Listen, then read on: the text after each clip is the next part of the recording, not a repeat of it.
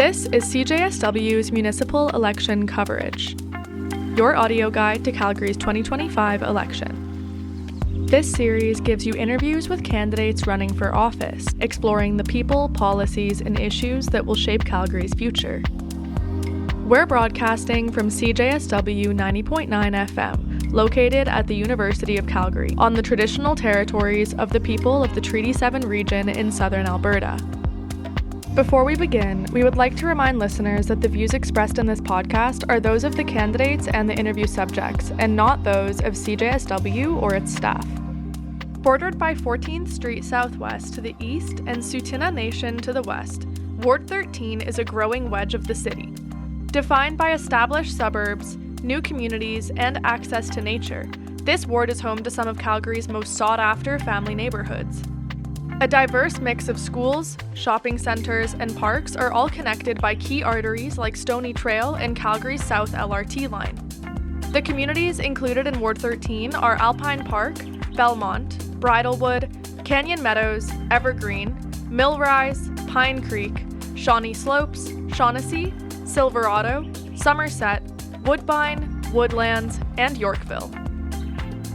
According to the 2024 Fall Survey of Calgarians, citizens of Ward 13 named their top issues to be infrastructure, traffic and roads, crime, safety and policing, economy, and water supply, infrastructure, and water main issues. 66% of citizens in Ward 13 also said they were dissatisfied with services and programs paid for by taxes. The full report is linked in our show notes. We reached out to nominated candidates and trustees running in the 2025 general election to participate in this podcast. The following interviews feature only those candidates who responded and were available to participate within our production timeline. To ensure consistency, we selected about 1 minute of each candidate's response to include in this episode. The audio is presented unedited, and we've aimed to fairly represent each participant's message and voice. We remain committed to providing space for all voices and encourage voters to learn more about every candidate by visiting electionscalgary.ca. After holding the Ward 13 councillor position for one term, incumbent Dan McLean is seeking re-election this fall. He is running as a member of Communities First. There are also a few other hopefuls competing for the seat in Ward 13. It's time to hear from the candidates themselves. We asked each of them the same set of questions to help you compare their priorities, values, and vision for Ward 13. On social services. What do you believe is the city's role in supporting vulnerable Calgarians through social services such as mental health support and harm reduction? Running as a member of the Calgary Party, Elliot Weinstein. I think the city plays a critical role in addressing and providing social services for people in the city who need a little bit of extra assistance, be it through housing, through mental health and addiction support. It is certainly something that crosses boundaries between municipal, provincial, and federal supports. But at the city, we are the first point of contact where people spend their most time, obviously, living here in the city of Calgary with us.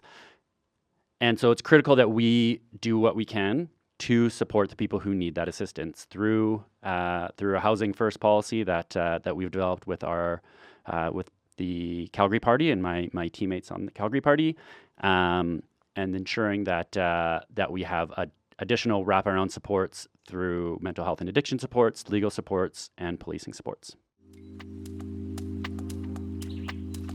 On affordable housing. What specific policies or initiatives would you support to improve housing affordability and accessibility in Calgary? From Elliot Weinstein. Housing affordability is a topic for everyone here in the city, and especially for the people in Ward 13 that I've been talking to throughout my time door knocking.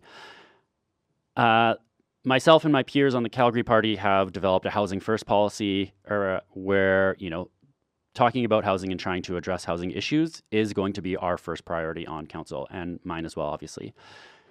That means working with people who build houses and develop areas to address shortages and infrastructure shortages. It means including affordable and below market housing in multi-level housing units that are being built to ensure that people have access to housing of a variety of different income costs. On public safety, how would you balance community safety with calls for accountability and reform in our police, fire, and emergency services? From Elliot Weinstein. Safety has been a big issue and a big topic in Ward 13. Some of the areas where I hear it specifically talked about is on the transit line. Obviously, the red line terminates at Somerset Bridlewood in Ward 13. And, people talk about their wariness, let's say, to use transit early in the mornings or late in the evenings because of safety issues and safety concerns that they feel. So I think what we need to do is to begin to address safety issues on transit and even downtown relates back to housing. I think a lot of things do come back to housing and housing first. When people need a place to sleep, if they don't have that, they end up, sleeping in transit and in shelters and areas like that. So, a housing first policy begins to address issues around safety, especially on the transit line and on the red line. On transportation, what is your vision for improving traffic flow and public transit in your ward and across the city? From Elliot Weinstein. Transit and transportation is a big topic as well. I mean, obviously, lots of big topics here. The way to improve transportation overall is to invest in good transit. Listen, we have 100,000 people that are moving to the City of Calgary every year, and Ward 13 is one of the fastest, if not the fastest growing ward in the entire city. We can't have everybody moving here and driving, frankly. That makes it busier. That puts us all in just more traffic. That's it. So we need to address that through increased transit access for people in every community. That means pushing for an expanded red line down 210th Avenue. That means talking about better transit access to newer communities and to established communities, of course. And it means offering, more frequent services to the areas that have people that are trying to get around. On environment, how would you approach environmental sustainability in Calgary, particularly around land development, waste management, and water conservation? From Elliot Weinstein. Environmental sustainability is obviously a very important topic for everybody, and obviously some people are more interested in doing what they can than others. For myself, I have a history of being involved in environmental and sustainable activities through my volunteering with Connecting Environmental Professionals and Leading Change Canada.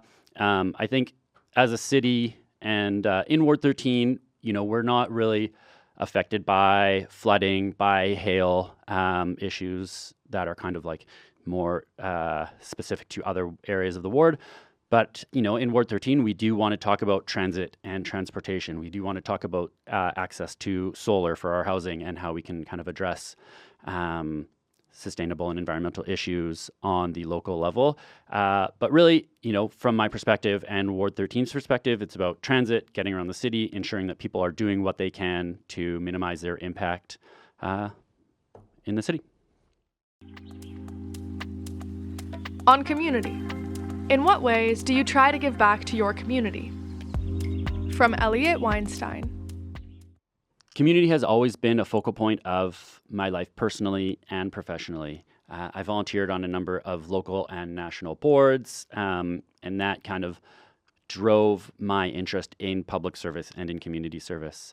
On top of that, I have built my own business. I'm an entrepreneur, and that business has really been focused on providing a community sports and recreation facility to people. I built that business around wanting people to come because they enjoy the space, they enjoy the people, they enjoy the community, not just because they felt like they needed to do something active, and so this was their one thing per week. But it's really about driving ways about how we bring people together, and that's always been a focus of mine, both through my volunteering, through my professional career, and now I'm hoping to give back to the community in public service as your city councillor for Ward 13.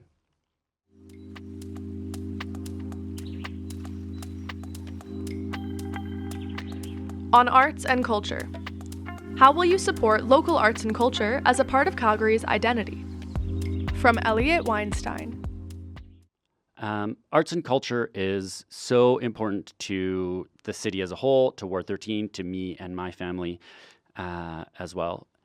And we obviously need to do more to support it. That means investing in basic art programs. It means investing in art programs for children and for adults and seniors. And it just means talking about how we can improve access to the culture that we want to provide in the city. I think about the Calgary Underground Film Festival, which I attended just this past summer, and how important that is to the city, to downtown, and to the people that live here. And we need to make sure that we're continuing to provide spaces for CUF, for SIF, for other arts and culture programs, so that that we continue to have a vibrant arts and culture scene here in the city.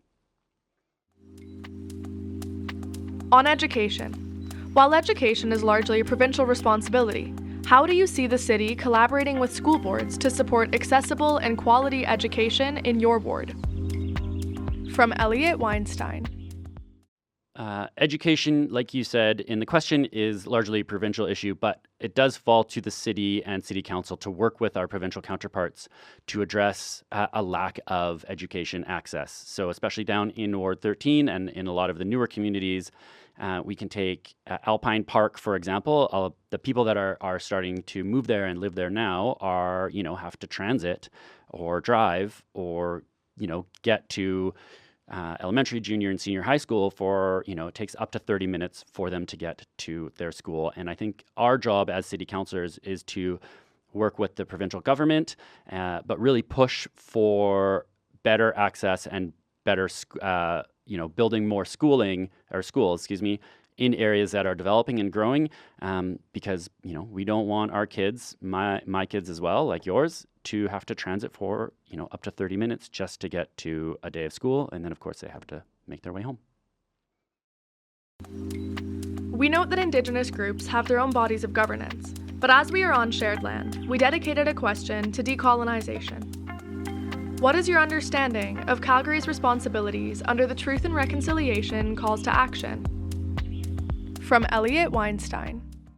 I'm going to be honest, the Truth and Reconciliation Calls to Action is a bit of a weak point for myself, and something I have pledged to myself, to my peers, to my friends who are Indigenous, that is something that I personally want to work towards understanding a bit more. I know obviously at Confluence there's a proposal at least for an Indigenous gathering space. I want to be able to support that, and I know my peers on the Calgary Party will support that as well. And it's really just about talking to our community, talking to the Indigenous people about what we need for them and what they need from us, and making sure we can address that. And I will do my best to learn and be engaged as much as I can. Finally, we gave each candidate a moment to share any closing remarks. From Elliot Weinstein. I'm running for council, and I'm running in Ward 13 because I believe Ward 13 has been underrepresented over the past 4 years on this council. The person who's there has either not shown up enough or has voted down everything that we talk about when we think about how we can make actual progress to improve our city, be it additional transit and transportation means, all the way to kind of arts and culture issues. Of course, environmental issues have all been voted no.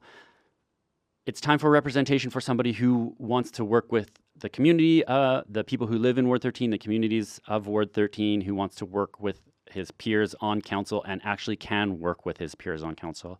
Of course, I've been running with the Calgary Party, and as part of that process, I have, met 13 other council candidates and a mayoral candidate, Brian Thiessen, and we have developed friendships and relationships, and we have the ability to really kick off council, get working together immediately, and start to address a lot of the issues that we have here. housing, transit and transportation, safety, back to basics. My personal favorite is sports and recreation. Of course, I have a sports and recreation business, and I know that across the city, recreation has been underfunded, and I can't wait to get onto council and talk about that every day and talk about these other issues every day and really come up with some practical solutions to address the issues that we're experiencing and we're going to experience over the next 4 years. Thank you very much.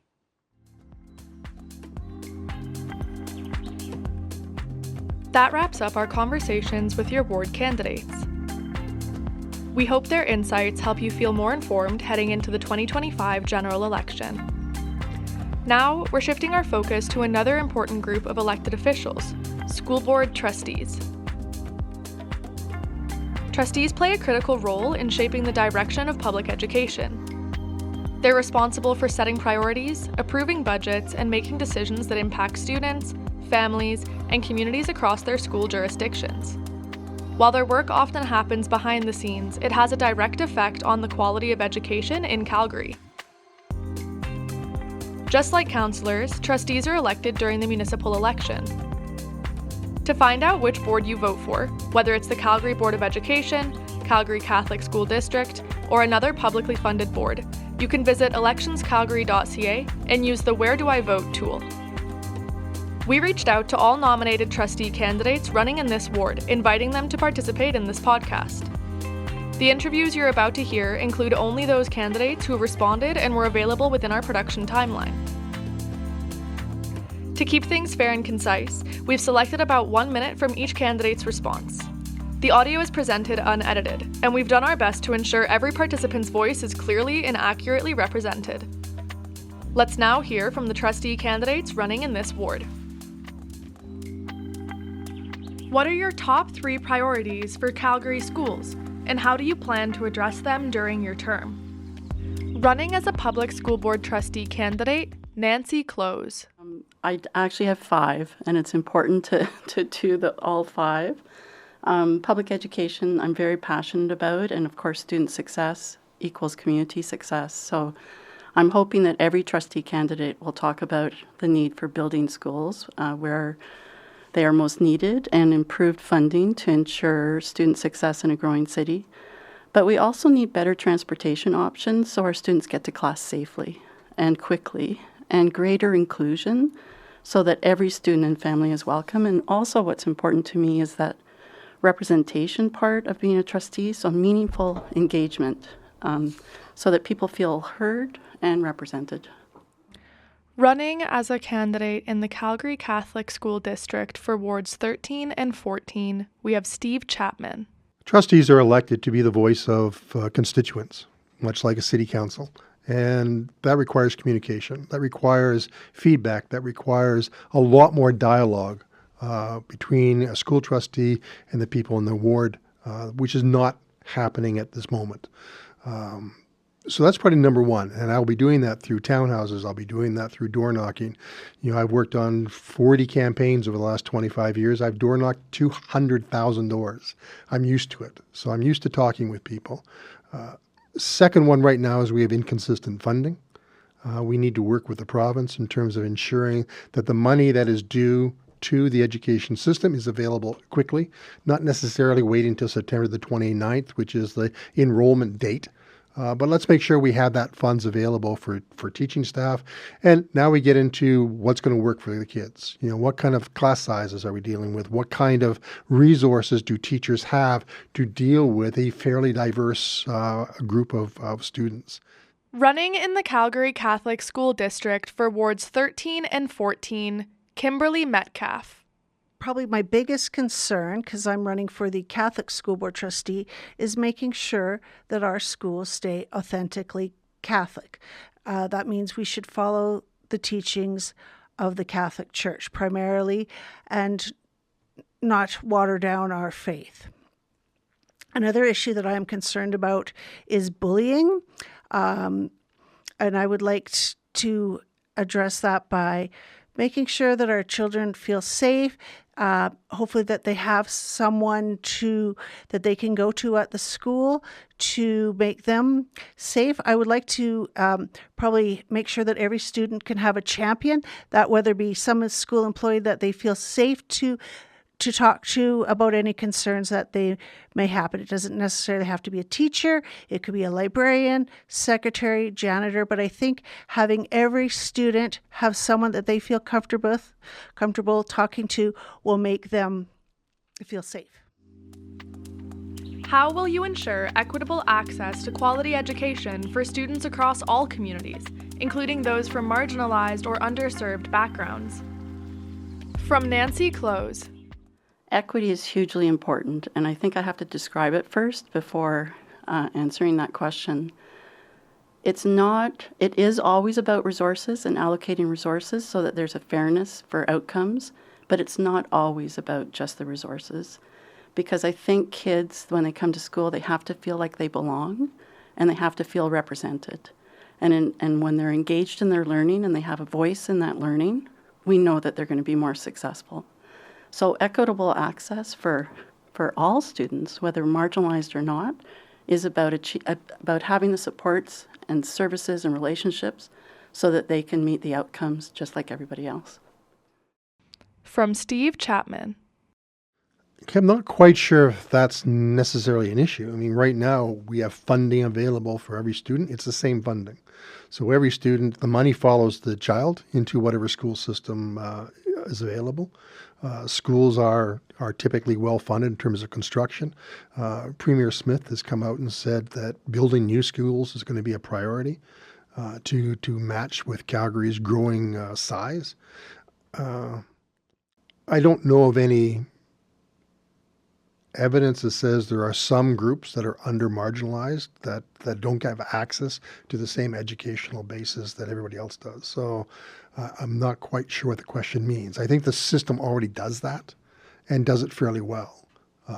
If I'm wrong, then obviously we're going to be addressing it, but that's part of that communication process. You know, if I'm out talking to people, I'm out talking to parents, I'm talking to the school officials, then as a trustee board, we're going to know that this is a problem and we can address it. From Kimberly Metcalf. Well, we have, sort of in Calgary Catholic, we have something which is called IMC, which is our Material Resource Center. And so what we do there, and for example, if students are short, one school might be short 20 textbooks, then they can put it out there, and another school might have 20 that they're not using. So then we kind of do an inter-school loan. And for marginalized students and stuff, I think that we need to make sure that they have the resources, whether it be being able to work with teachers' assistants to help them. And also we should have books relating to different backgrounds, like maybe having a Hispanic student as a main character and things. So different cultures are represented. And yes, thank you. How will you engage with parents, teachers, and students, and the broader community to ensure transparency and responsiveness in decision-making? From Nancy Close. There's a variety of ways. The most important way is actually through our reports and the work we do as a collective board. So very transparent and accountable. That information is always available. But the best way to do it is to personally engage with people. So I have 42 schools right now that I represent. It's not easy when you're representing two wards 11 and 13. But I do try to go to school council meetings. I connect with community associations. I have a relationship with both the councillors of Ward 11 and Ward 13. I meet with MLAs. Government advocacy is hugely important in this role. So that transparency and connection has to be deliberate and intentional. It's so easy to broadcast information, but you have to engage in conversations. From Steve Chapman. One of the challenges with that is within the trustee guidelines, they actually limit the amount of access you can have to students and people. And we're going to have to change that. I mean, as a trustee, we are elected to represent the voice of people. I mean, they have the parent-teachers groups, obviously, but I mean, how our education system is moved forward is going to be from communication. I plan on having podcasts. I plan on being available. I plan on having open houses. Whenever an issue crops up, you're going to see me in the community, have an opportunity to ask questions. My job is then to get the answers to those questions and report back. I've got a journalistic background. I used to be a police officer. I'm very good at asking questions. I'm very good at getting answers. And that will be communicated back to the public quickly, clearly, and without reservation. From Kimberly Metcalf. Well, as a trustee and as a parent and as an employee of Calgary Catholic, I believe that parents are our primary educators. And I do not believe in under any circumstances, unless under any circumstances that teachers should be having secrets with teachers. And so I think that if there is an issue that parents are worried about, maybe they should talk to a qualified social worker or something like that. Parents should be informed of what is going on in the school. We need to make sure that our parents are doing that. And parents should feel free to be able to talk to the principal at any time, make an appointment, or also be able to talk to the teachers, obviously set up an appointment after school or something like that so they know exactly what is going on. And parents should be able to feel free to volunteer to make sure everything is working well in their school. Thank you. What is your position on the role of schools in addressing issues such as mental health, inclusion, and anti-racism? How would you support initiatives in these areas? From Nancy Close. Hugely important, and I think one of the things that's wonderful about public education and CBE in particular is we partner with a lot of outside community organizations in order to achieve those goals. We don't always do the work, but we have to allow the work to come to schools and be with where students are, and they're in schools. From Steve Chapman. I think fundamentally we have a number of social agencies that do a much better job in those areas than schools. I think as we start to spread out our focus, we actually create cracks. I mean, I've been critical of the Calgary City Council for not staying in their lane and trying to do the job that the province is supposed to do with much greater resources. I think we have to be aware of the problem. I think we are in contact with the kids on a regular basis. I think it's our job as a school system to be aware of the problem and to ensure that that gets shifted to the appropriate agency that can address it better. I think if the school starts to do too much that takes it away from education, then we're actually doing a disservice to our mandate and to the students we're there to serve. Awareness is the big thing, but also using the tools and resources that we have available to make sure we can deal with the problem. From Kimberly Metcalf. Well, for mental health, I believe every school should either have a school counselor or mental health worker, and so that the students should be there, so that they can be there so the students can come and talk to them at any time. We also celebrate, make students aware of their mental health days and things, and we have like hats off for mental health and things like that, because mental health now, years ago it used to be a stigma, but I think as it is no longer a stigma as much as it used to be, and we need to keep going with that and maybe have presentations in on talking about mental health and things like that. With ongoing concerns about education funding and class sizes in Alberta, how will you advocate for the resources schools need while working within budget constraints? From Nancy Close. Advocacy is a huge role being an elected school board trustee. We need increased funding in order to reduce class size, in order to provide the supports and services for students, families, and teachers so that people can be successful. in their work or in the outcomes that we need to achieve and the excellence of student outcomes. From Steve Chapman. Well, I think that's the main question that the trustees have to deal with. I've got a lot of experience dealing with multi-billion-dollar budgets, particularly working with the City of Calgary and the province of Alberta. I think going through that budget carefully and making sure that the ratepayers, the taxpayers' money is being well invested. We have a certain dollar amount that follows the students, and I think we've perhaps been a bit lax in how that money gets spent in terms of priorities. As a background in policing, I'm very good at saying, here are the priorities that we need to be addressing. Let's focus on that. Class size, I've seen some amazing work being done with portables that can expand the size of a school quickly, inexpensively, and these are no different than any other classroom. They've kept their own bathrooms, they have their own heating system. They're amazing structures. And I think we need to utilize that more to expand it. We need to get the teachers in that can do the job. And we also have to remember that this is faith-based. We have to remember that the church and the community is involved at all steps. From Kimberly Metcalf. Well, there is a concern about the budgets.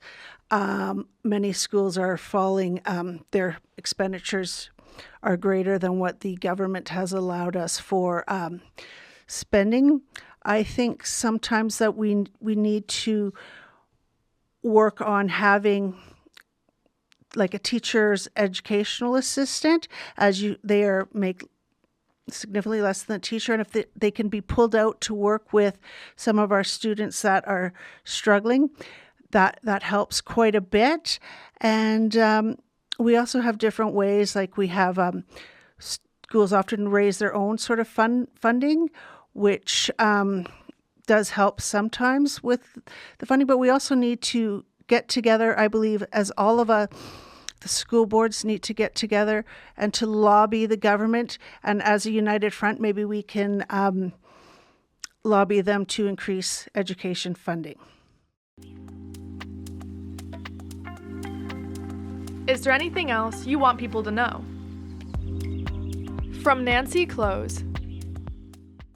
I think that I'm incredibly honored to serve and represent Wards 11 and 13. I would like to be able to continue that work for the next 4 years. Representation matters. Local decision-making matters. It's not just the province making decisions, it's actually working with the province through an advocacy lens, but also local decision-making impacts student success. We have the stories, we understand what the needs are. We need to be able to create that environment and working conditions so that students are successful in each of the CBE schools. From Steve Chapman. I think my own background growing up, I moved repeatedly.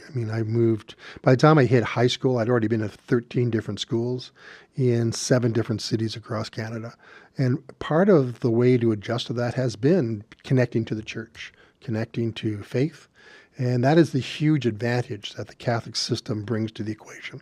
It's not just the school system. It's also connected to the church, the parish, the resources of the community in that. I was talking with the bishop yesterday, and, he raised the concern that, we also have to make sure that the province stays in their lane in terms of an educational curriculum, and that the church has their say in terms of what the faith component of that is. And I think that is why we have a faith-based education system within the Catholic Church. It's precious, it's unusual, and we need to do everything we can to strengthen it and to keep it going. From Kimberly Metcalf. Just a little bit about me. So I'm running in Wards 13 and 14 because I want our students to learn authentic Catholic teachings and to ensure that students receive a well-rounded education that supports our students academically, physically, emotionally, and spiritually. And we need to make sure that all of our teachers are given the resources to make sure that our students thrive and also to protect our teachers from teacher burnout. I myself am a graduate of Calgary Catholic. My children all went to Calgary Catholic. And I've worked for Calgary Catholic for the last 15 years. And I think that this makes being a parent, a student, and an employee gives me a well-rounded understanding of how education works, which is, I think, gives me a real insight and an advantage to my opponents. Thank you. Thanks for joining us on this episode of CJSW's Municipal Election Coverage. I hope today's conversation brought you a little closer to your community and the people who want to lead it. I'm your host, Emma, and all of the source material for this episode can be found in the episode description. Remember to visit electionscalgary.ca for more information on every candidate and to check your voter registration. Again, we would like to remind listeners that the views expressed in this podcast are those of the candidates and the interview subjects, and not those of CJSW or its staff. Make sure to visit cjsw.com or the CJSW app to check out our voter education episode and our exclusive mayoral debate. Until then, take care, and please vote, follow, and share.